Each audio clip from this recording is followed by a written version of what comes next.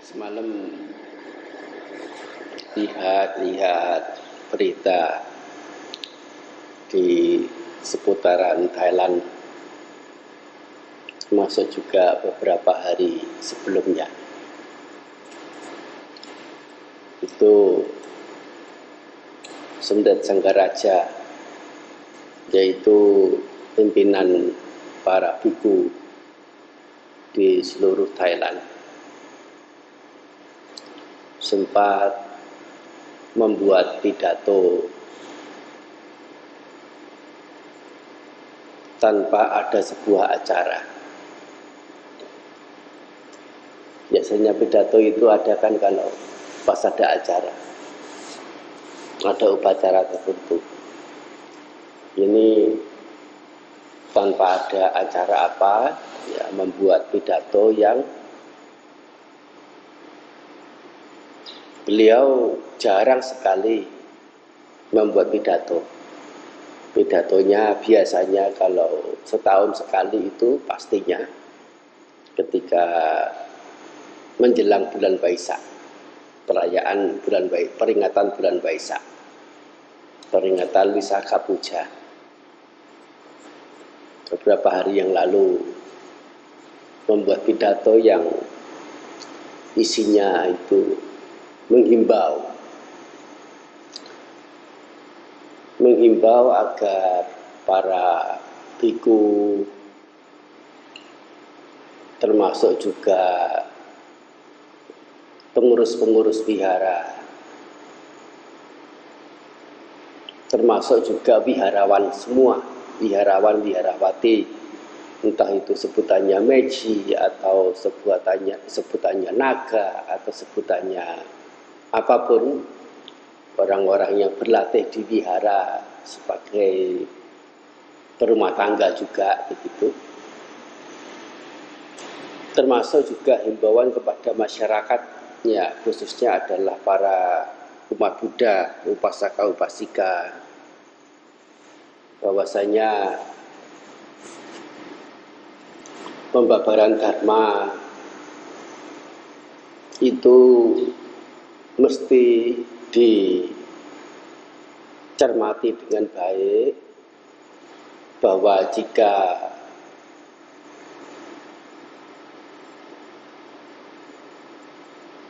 menguraikan dharma dalam arti ingin menjelaskan ajaran Sang Buddha, terkhususkan jika mengutip istilah Buddha, yaitu bahwa ini adalah ajaran Buddha, ajaran agama Buddha, tetapi isinya itu tidak terverifikasi betul ada di dalam Tipitaka, ada di dalam Atthakatha, ada di dalam Tika, atau pustaka-pustaka keagamaan penjelas yang lainnya. Ini karena terjadi fenomena yang sebetulnya bukan fenomena baru juga dari apa yang saya sendiri cermati dan ketahui. Ya, tentu ini bukan untuk mendiskreditkan satu negara, mendiskreditkan satu bangsa. Di dalam satu komunitas, apalagi satu negara begitu, kemungkinan terjadi pihak-pihak, kelompok-kelompok kecil tertentu, itu ada saja yang membuat sebuah mosi, sebuah apa, yaitu berupa sistem pengajaran yang baik secara sengaja atau tidak sengaja, atau dengan motif tertentu, dengan maksud tujuan tertentu, mengatakan atau menjelaskan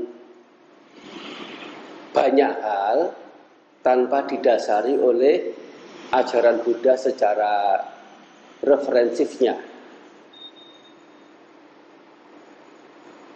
yaitu yang memang telah ditelusuri dengan baik, ada diajarkan di dalam Tipitaka.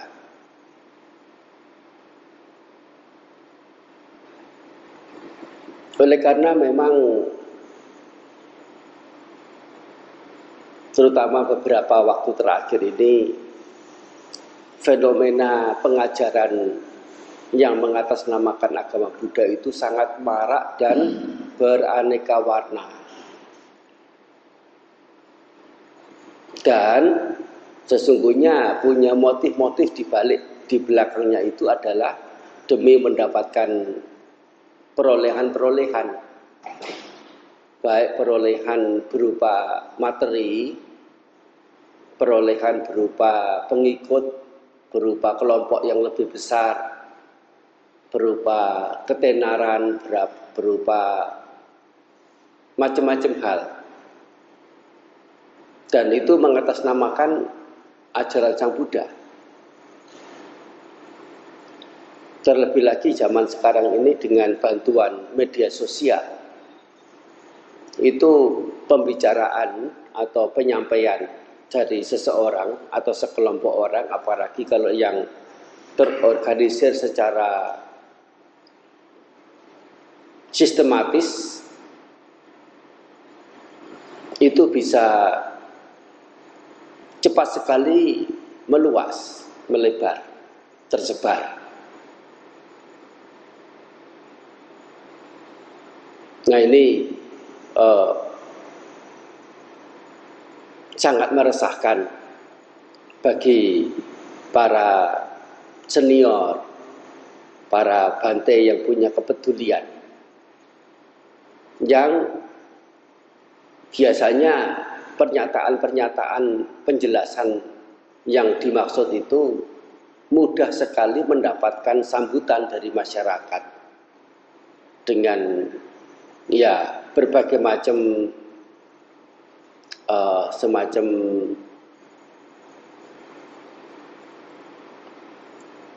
iming-iming, semacam janji-janji, semacam teknik-teknik, cara-cara yang di luar nalar, di luar akal sehat, dan relatif ya simple, relatif instan,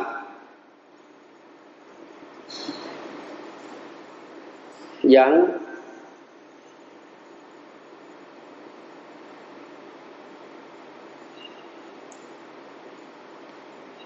semuanya itu menggiring ke penyerongan dari apa yang sesungguhnya diajarkan oleh Sang Buddha. Jadi yang ada di Tipitaka yang sesungguhnya isinya itu tidak sedikit. Di Tipitaka apalagi ditambah dengan yang ada di pustaka penjelas berupa kata-kata atau tika atau anutika atau pakarana atau pandangan beberapa guru yang disebut dengan Keji Acarya. Ada banyak sekali. Ya, menyisihkan itu semua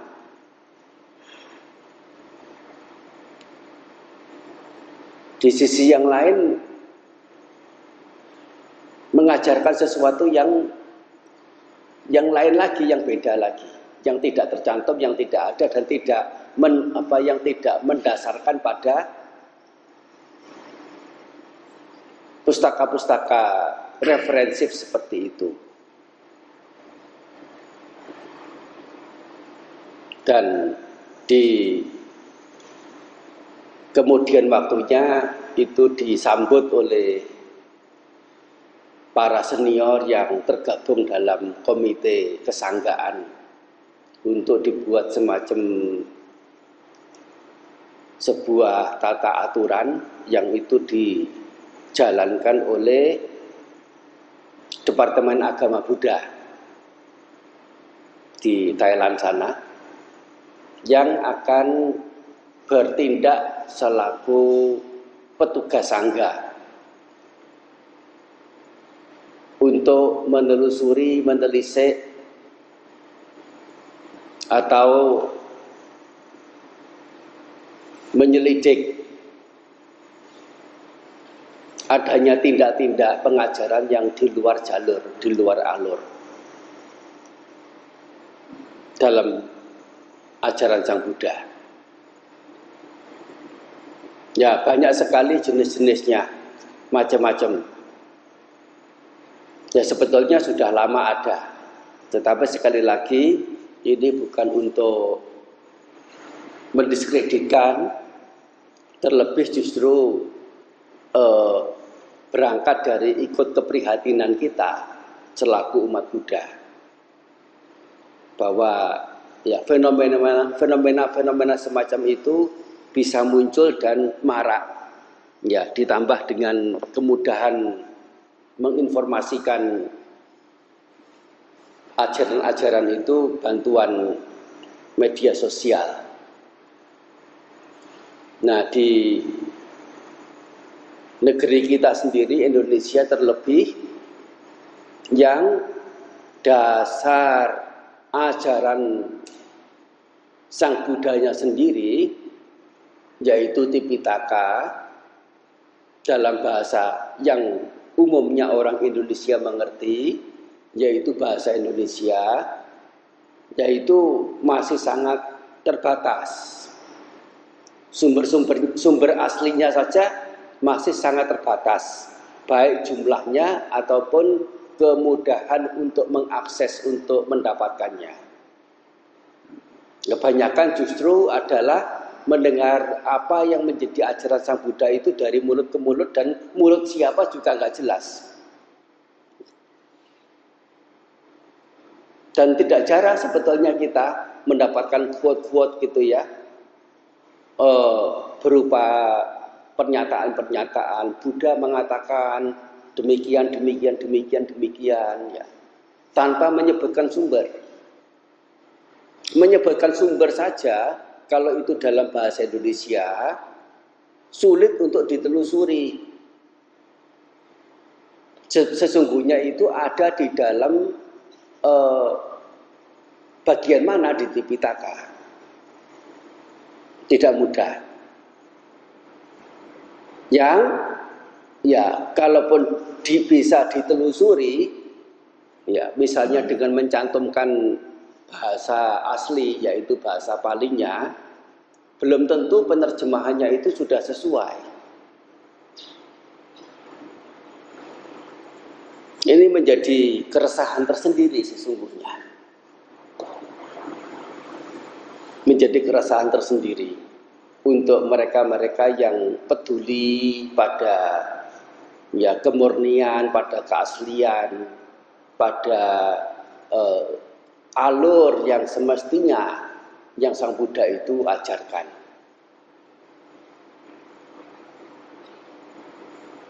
Ya, termasuk misalnya orang yang mengaku diri sebagai orang istimewa, entah itu dengan sebutan indigo, entah itu dengan sebutan mendapatkan wangsit dari ya apalah, dari apa sosok dewa atau sosok bodhisatwa, atau bahkan ya menyatakan sosok Buddha, dan Buddhanya bukan hanya satu tapi mungkin Buddha-Buddha yang lain, entah Buddha apa saja. Yang isinya itu justru tidak ada dasar kebenarannya jika diperbandingkan dengan di pustaka suci. Mungkin ada pertanyaan juga, kenapa yang disampaikan itu harus bersesuaian dengan Tipitaka. Tipitaka kan teori. Tipitaka itu meskipun banyak kan juga terbatas hanya di situ saja. Sampai pada isi yang ada meskipun panjangnya 1 meter buku itu kan sebatas itu saja. Di pengetahuan-pengetahuan yang lain di luar Tipitaka kan mestinya masih banyak, masih ada. Mengapa dibatasi harus berdasar atau setidaknya merupakan penjelasan lebih jelas ya yang sudah ada di dalam pustaka-pustaka itu. Nah, jawabannya adalah bahwa Sang Buddha mengajar dharma yang terkumpul di dalam Tipitaka itu sudah melewati satu pertimbangan sedemikian rupa bahwa itu sudah mencakupi keseluruhan ajaran Sang Buddha dan tidak ada hal apapun yang disembunyikan atau tidak jelas yang mesti perlu diragukan, dipertanyakan lagi, atau hal apa yang terkait dengan sisi-sisi apapun yang menjadi ajaran Sang Buddha yang intinya ada 3, yaitu mencegah hal buruk, ya, mengumpulkan hal baik dan membersihkan ya pikiran sendiri. Ya, kalau dalam istilah lainnya itu adalah sila, samadhi dan panya. Atau mungkin dalam konteks yang lain adalah dana, sila dan bhavana. Nah, ini yang sesungguhnya sudah keseluruhan yang menjadi ajaran Sang Buddha yang memungkinkan juga seseorang pembabar dharma, ajaran Sang Buddha punya keyakinan yang baik dan punya ucapan yang baik meskipun ucapannya itu tidak tercantum persis yang ada di Tipitaka. Misalnya dengan membuat penjelasan-penjelasan yang sesuai dengan zamannya. Contoh-contoh perumpamaan-perumpamaan yang sesuai dengan situasi kondisinya. Ya, kalau misalnya zaman dahulu angkat misalnya tentang kereta kencana, ya, atau apa begitu, yang di dalamnya itu dirinci, ada rinciannya. Oh, itu apa gagang depan yang diletakkan di atas leher lembu, ya, penariknya itu namanya apa. Kemudian tiang menjulur dari depan sana sampai ke belakang, ya, itu namanya apa.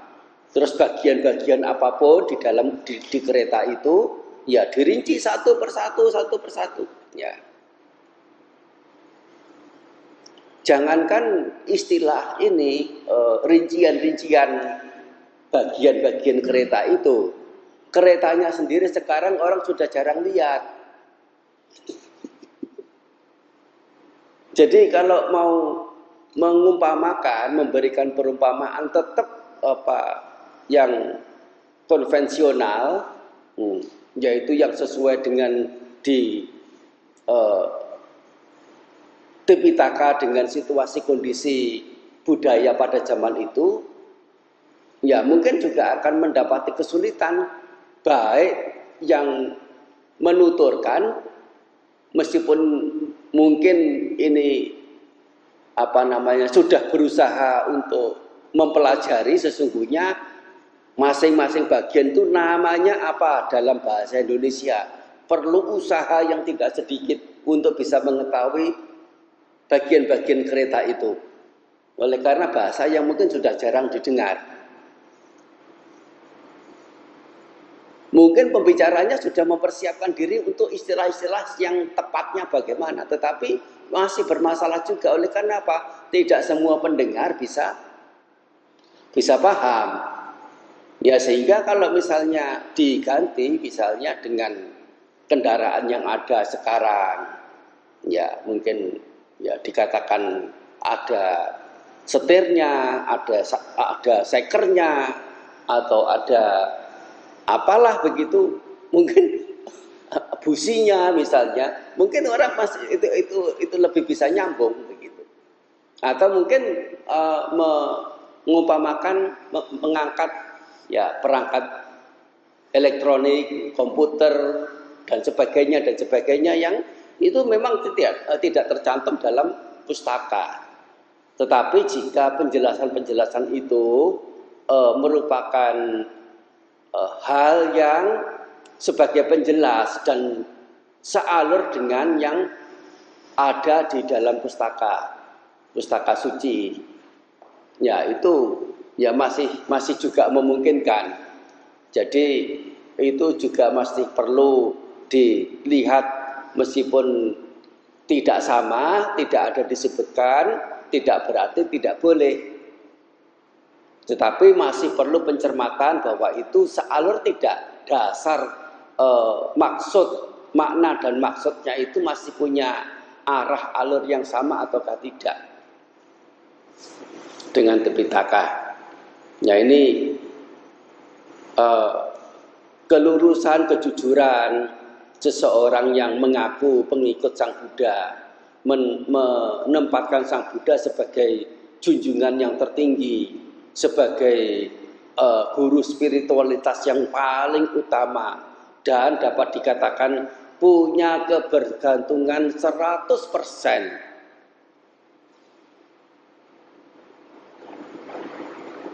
dalam kita mengetahui, mencari, menjalankan hal-hal yang membawa pada kemanfaatan, kebahagiaan bagi diri dan bagi orang-orang sekitar. Sehingga kalau sampai menempatkan diri sebagai orang yang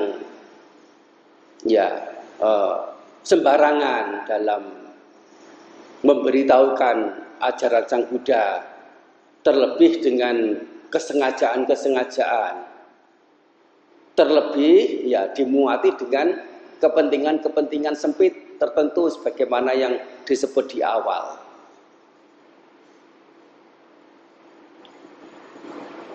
Orang-orang seperti demikian ini, ya terkhususkan mereka yang tahu sebetulnya itu tidak diajarkan oleh Sang Buddha, tapi menyatakan bahwa ini adalah ajaran Sang Buddha.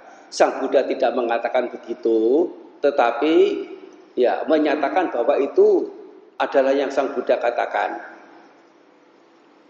Dia termasuk orang yang kalau istilahnya sekarang itu adalah pemfitnah. Kalau yang difitnah itu orang biasa, ya masih oke lah, itu kewajaran.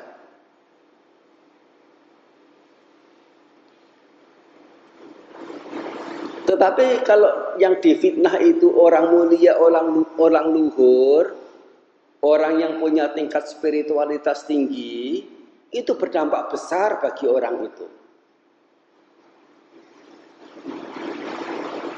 Mungkin ya kurang begitu menyadari, kurang begitu secara bijaksananya mengetahui bahwa itu akan mendatangkan kerugian yang sangat besar. Apalagi kalau yang difitnah itu adalah sosok orang yang paling dia atau paling mereka kagumi, paling mereka saluti, yang merasa menjadi junjungan tertinggi. Tiada siapapun yang lebih tinggi dalam hal kebijaksanaan, kesucian dan kewelas asihan, kelurusan, segala hal yang ada menjadi kualitas dari guru agung, yaitu Sama Sang Buddha ini, dan itu akan memberikan dampak yang lebih besar lagi. Dan ini adalah peringatan kepada diri kita, introspeksi bagi kita semuanya, bukan hanya untuk kelompok tertentu dengan punya intrik, punya indikasi untuk menyinggung, menyindir atau bahkan mendakwa, menuduh, tidak. Tetapi adalah perhatian bagi kita untuk bisa introspeksi ke dalam bahwa apa yang kita sampaikan baik kepada publik dalam jumlah yang banyak maupun kepada perorangan 1-2 orang, ya, sudahkah apa yang kita sampaikan itu ya ada dasar yang bisa dipastikan, yang bisa diyakinkan itu adalah ya dari Tipitaka. Dan Tipitaka ini yang menjadi wakil ajaran Sang Buddha tidak bisa diremehkan. Kita mengenal istilah Buddha, kita mengenal istilah karma, kita mengenal istilah punya, dana, samadhi, panya, segala hal istilah itu. Jika Tipitaka itu tidak ada, kita mengenalnya dari mana? Kita mengenalnya dari mana? Kita mengenal semua itu dari Tipitaka. Setelah Tipitaka ada, kita menggunakan istilah-istilah itu, menjelaskannya dengan cara lain, dengan dalih bahwa ya tidak semuanya yang di Tipitaka itu adalah ya sebuah kebenaran. Atau mungkin ada sesuatu yang lain yang berbeda dari Tipitaka, meskipun dalam hal ini yang tidak bersesuaian dengan Tipitaka yang boleh untuk disampaikan dan menjadi bagian dari ajaran Sang Buddha. Ini sebuah klaim ya yang sangat-sangat sepihak. Nah, ini adalah sebagai satu berita, termasuk juga pengingatan ke dalam diri kita, terutama ya kita yang punya dedikasi, punya kontribusi, punya hati yang baik, ingin membuat orang lain yang kita ya sayangi, yang kita harap kebaikan-kebaikan ada pada mereka. Untuk bisa berlaku sebagaimana yang Sang Buddha ajarkan, ya kita perlu meyakinkan, memastikan apa yang kita sampaikan itu sudah ya sesuai, sealur yang sudah ya sebenarnya. Nah, itu kurang lebihnya ya. Anumodana ya. Sabitiyo viwajantu